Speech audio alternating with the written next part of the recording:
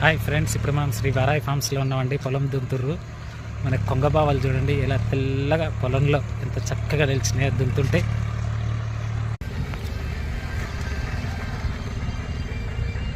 కొంగబావాలు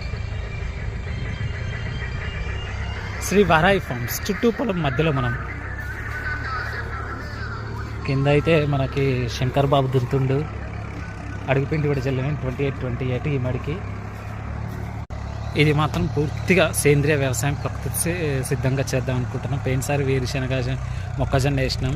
సరే వేరుశనగ అయితే ఏం దింపుకోలేదు. మొక్కజొన్న అయితే కొన్ని కాస్త కూస్తో దింపుకున్నాము. ఇక కోతులు అయిపోయింది, ఇక చాలా వరకు ఇక అట్ట ప్రకృతిలో కలిసిపోయినాయి. ఈసారి ఏం వేద్దామని చెప్పి ఆలోచన చేస్తున్నాం. మీకు ఏమైనా ఆలోచన చెప్పండి. ఆల్రెడీ మొన్న ఒకసారి దున్ని నీళ్ళు పెట్టినందుకు మొత్తం గోంగూరని లేచింది. ఎన్నిసార్లు దున్ని ఆ గోంగూర అయితే పోవట్లేదు. ఈసారి ఏం చేయాలో అర్థం కావట్లేదు. చూద్దాం. మీకు ఏమైనా ఆలోచన ఉంటే ఈ వేసవికాలం ఏదైతే బాగుంటుంది దీని మీద అయితే చెప్పండి. ఇది మాత్రం పూర్తిగా ఎలాంటి కెమికల్స్, అడుగుపిండి పైపిండి ఎలాంటి మందులు చల్లకుండా వచ్చిన కాడికి వచ్చే మన ఇంటి అవసరాల కోసం వేసుకుందాం.